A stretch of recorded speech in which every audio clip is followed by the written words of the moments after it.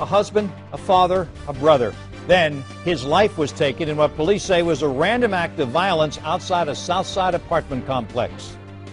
They didn't know Wes. Wes didn't know them. They were just out looking to rob somebody, which this ended with a death of my brother, a murder of my brother. Good evening. For the first time, we're hearing from the family of a murder victim killed in what police say was a robbery. 36-year-old Wesley Bridges was shot to death in the early morning hours of August 6th, 2 weeks ago today. Police have arrested these four teenagers, Eltonia Humphreys, Jarquavis Davis, Josh Dukes, and Rotea Hutchinson, and charged them with murder.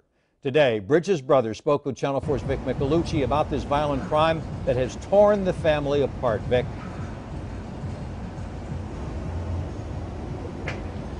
Tom, he says Wesley is the dictionary definition of an innocent victim, simply in the wrong place at the wrong time. And now he says this senseless and apparently random act of violence has turned his family upside down. I'll never be able to speak to my brother again. And, you know, he's always been there for me at a drop of a hat, no matter what was going on. Wes, I need you. I'm on my way. For the first time in his life, Army Sergeant Matt Bridges doesn't have his older brother Wesley. The loss unimaginable, especially because Wesley leaves behind a wife and son. His son's 7 years old, and he's taking it very hard. He's, last night alone, he cried himself to sleep. It was hard to get him to go to sleep, just screaming, crying. I want my daddy.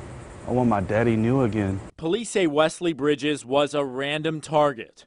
On August 5th, he was leaving a friend's house and waiting for a ride outside this Barnes Roads apartment complex.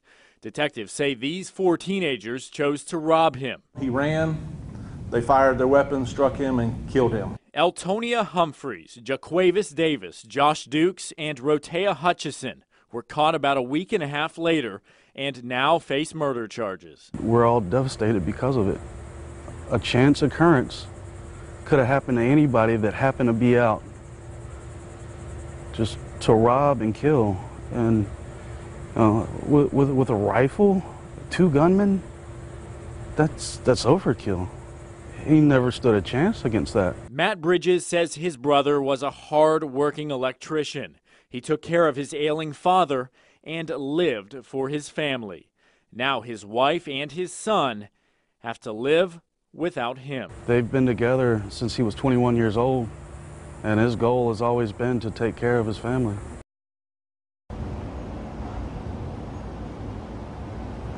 And to make matters even worse, Wesley's brother tells me that their father actually was so devastated by what happened that he became even more ill, even more sick than he already was. He fell down a day after Wesley's funeral, hit his head, and remains in a coma tonight. Now, there is a donation memorial fund that's been set up for Wesley's family members, for his father's medical bills and for the funeral expenses. If you'd like to help out and make a donation, you can go to our website. It's news4jax.com. Reporting live at police headquarters downtown, I'm Vic Micolucci, Channel 4, the local station.